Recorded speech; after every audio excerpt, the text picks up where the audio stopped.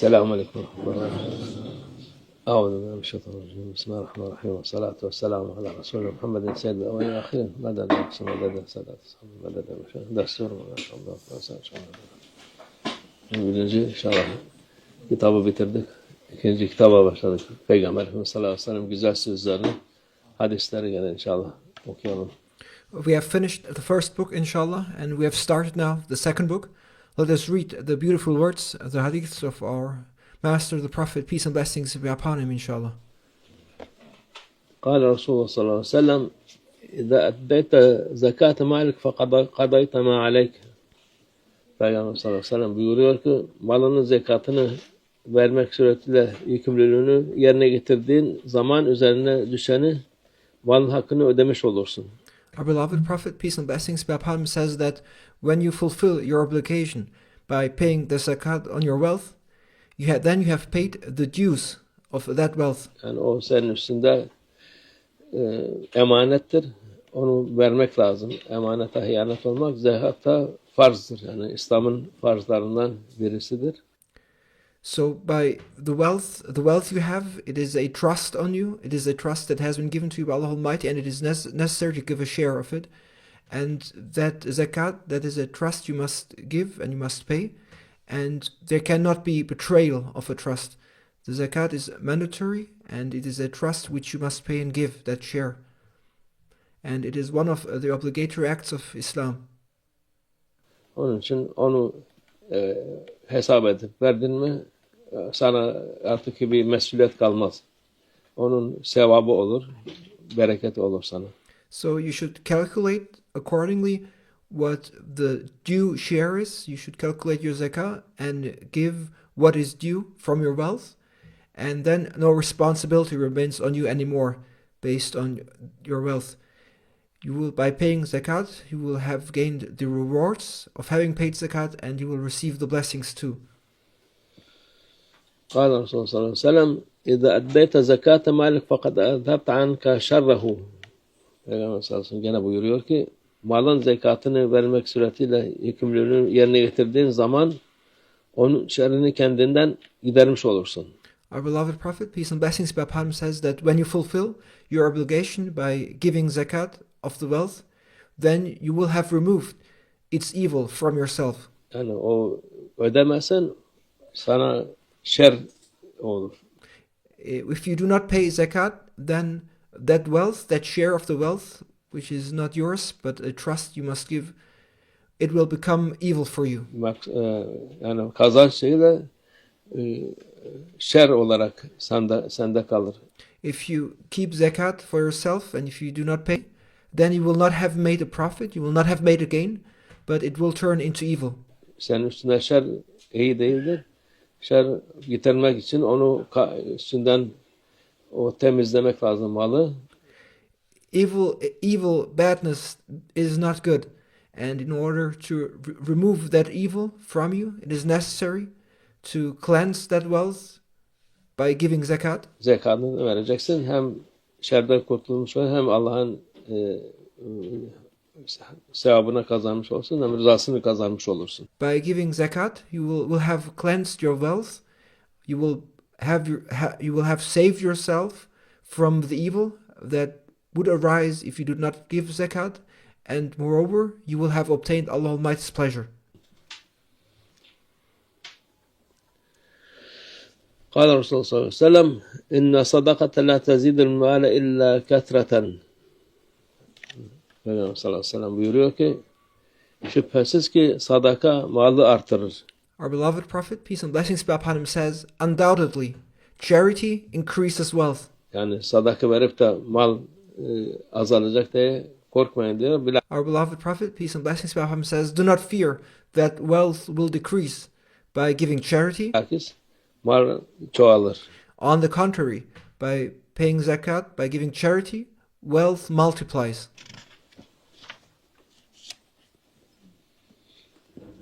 قال الرسول صلى الله عليه وسلم إن الله تعالى لم يفرض الزكاة إلا ليطيب به ما بقي من أموالكم وإنما فرض المواريث لتكون لمن بعدكم ألا أخبرك بخير ما يكنز المرء المرأة الصالحة إذا نظر إليها سرته وإذا أمرها طاعته وإذا غاب عنها حفظته. Peygamber sallallahu aleyhi ve sellem buyuruyor ki şüphesiz ki Yüce Allah Azze ve Celle zekatı ancak ihtiyaçlarınızın dışında geride kalan mallarınızı temizlemek için farz kılmıştır. Yani Our beloved Prophet, peace and blessings be upon him, says, Allah Almighty has made zakat obligatory only to purify your remaining wealth beyond your needs. o mallar temizlensin diye sen zekatını verdin mi o mal tertemiz helal olur. So, in order to purify your wealth, your goods, if you give zakat, that wealth of yours becomes purely halal. Yedin mi içtin mi o helal girer karnına. Whether you eat or drink, after having given zakat, it enters your stomach as halal. Çoluk çocuğun içine helal olur. It becomes halal for your family and your children. Onu yapmazsan o vakit şer olarak girer insanın için. If you do not give zakat of your wealth, however, then it will enter inside a person as evil. Çoluk çocuğa zehir yedirmiş olursun. It is you would have fed poison to your family and children. Onun için zekat temizlemek için, malı temizlemek için. Therefore, zakat is for purifying, for cleansing the wealth. Bir de onun zekat verirse malım eksilecek diye korkmayın diyor. And do not fear that your wealth will decrease by giving zakat. Yine mallarınızı miras paylarına ayırdı ki sizden sonra geldeklerine kalsın. Moreover, He Almighty Allah divided your wealth into inheritance shares so that it remains for those left behind after you. Yani miras da haktır. So inheritance is also a right. Ölüm hak, miras helaldir. Death is real and inheritance is halal. O kalanları, o zekat verilmiş mal kalan insanlara onlara da rızık olur. So those remainders, that wealth for which zakat has been paid, becomes sustenance for the people remaining after you. Senden sonra. Sana kişinin biriktirdiği en hayırlı serveti söyleyeyim mi? Our beloved Prophet, peace and blessings be upon him, continues to say by asking, shall I tell you the most auspicious wealth a person accumulates? Yani nedir insanın biriktireceği şey? What is the greatest wealth a human accumulates? Bu saliha kadındır. Yani saliha hanımdır. The greatest wealth is a righteous wife, a righteous woman. Zira yüzüne bakarsa neşe duyar.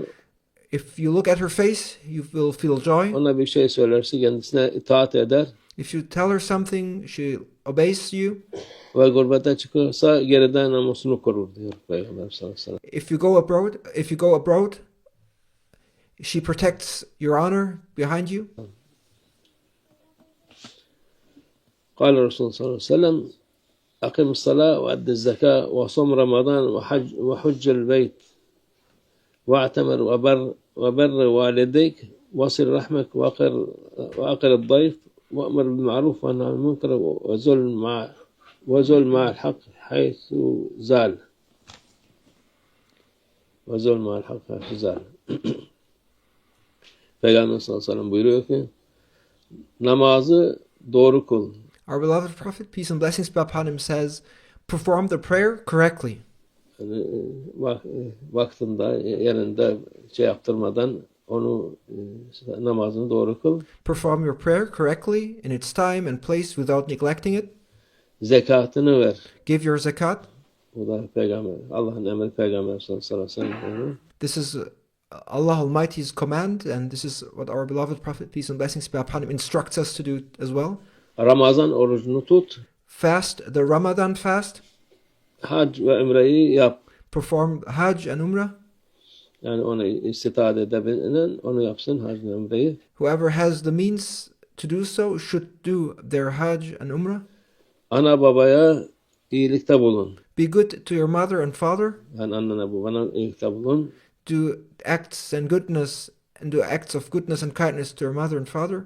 Akrabalarını ziyaret et. Visit your relatives. Misafirlere ikramda bulun. Offer hospitality to guests. İyiliğe emret. Kötülükten men et. And join in good and forbid and prevent evil. Hak nerede olursa sen de onunla birlikte ol. Wherever the truth is, be with it. Peygamber sallallahu aleyhi ve sellem buyuruyor. Yani bunlar güzel, bu nasihatler, emirler çok mümin için, Müslüman için bunların bunun peşinde olması lazım. This is what our beloved Prophet, peace and blessings be upon him, says, and these are beautiful pieces of advice and commands. And as a believer, as a Muslim, one needs to pursue these. قال رسول صلى الله عليه وسلم إن في المال لحقا سوى الزكاة. Peygamber sallallahu aleyhi ve sellem, bir malda zekattan başka ödenmesi gereken başka haklar da bulunmaktadır. Our beloved Prophet, peace and blessings be upon him, says that in wealth there are other rights too that must be paid besides zakat. Yani zekat ödendikten sonra öteki hakları da ödemek lazım. So after the zakat is paid, one must pay the other rights as well. Peygamber sallallahu aleyhi ve sellem buyuruyor ki leyse fil mal hakkun siva zekat. Peygamber sallallahu aleyhi ve sellem buyuruyor ki bir malda zekattan başka ödenmesi gereken bir hak yoktur. Our beloved Prophet, peace and blessings be upon him, says there's no right in wealth that must be paid other than zakat. Yani zekat ödendin mi, başkasının malını çalmadın, çırpmadın, şey yapmadıysan, senin malınsa o mal zekat hakkı var orada. So when you have paid zakat, and if you haven't stolen or swindled on someone else's property, and if it's now your property or your wealth, and you have paid the zakat that is due on that wealth, O ödendikten sonra sana helal, ana sütü gibi helaldir. and once you have completed the duty of paying zakat, and once you've given the due share of your wealth, then your property, your wealth is halal to you. It is as halal as mother's milk. قال رسول صلى الله عليه وسلم الإسلام أن تشهد أن لا إله إلا الله وأن محمدا رسول الله وتقيم الصلاة وتؤتي الزكاة وتصوم رمضان وتحج البيت إن استطعت إليه سبيلا. Peygamber sallallahu buyuruyor ki İslam şartları işte İslam Allah'tan başka ilah olmadığına, Muhammed'in sallallahu aleyhi ve sellem Allah'ın Resul olduğuna. Our beloved Prophet, peace and blessings be upon him, says, here are the conditions of Islam. Islam is witnessing that there is no God besides Allah Almighty, and that Muhammad, peace and blessings be upon him, is Allah Almighty's messenger. Şehadet etmen. Bu birinci şeydir. İkincisi namazdır. The first is the testimony of faith, and then second is prayer. Namaz kılman. Zekatı vermen. Third is giving zakat. Ramazan orucunu tutman. Then fasting the Ramadan fast. Ve gücün yeterse yani Kabe'yi ziyaret edip hac etmendir. And if you have the power and capability to do so, it is visiting the Kaaba and performing the Hajj. Bunlar İslam'ın şartları, onların Peygamber sallallahu aleyhi ve sellem'in emrettikleri. These are the conditions of Islam, and these are what our beloved Prophet, peace and blessings be upon him, commanded. Bunlar da hepsi birer cevherdir, birer hazinedir bunlar. Ahiret hazinesi. All of these are jewels. They are treasures of the hereafter. Onu Allah insanlara hepsine nasip etsin. May Allah Almighty grant them all to all people, inshallah. Sadaka Resulullah fîmâ kâle ev kemâ kâle. Ziyadetin ilâ şerefin Nabi sallallahu aleyhi ve sellem ashabil kiram ve ilâ arvah cemîl enbiyâ ve murselîn khudamâ şerâ'ihim ve ilâ arvah l'a'immetil arba'ah وإلى أرواح مشايخنا في الطريقة النقشبندية العلية خاصة إمام الطريقة وغوث الخليقة خواجة بهاء الدين محمد ويسير البخاري سيدنا من خالق الغزواني مولانا الشيخ شرف الدين داغستاني مولانا الشيخ عبد الفاز داغستاني مولانا الشيخ محمد ناظم الحقاني وسائر ساداتنا والصديقين ومن حضرتهم وجبالهم سيد أفندي ورفقائي حاج مصطفى طراب جملة من جيش الشرفlar için, hayırların şehit şuhadalar için, hayırların gelmesi, şerrinden defolması için. La Teala Fatiha.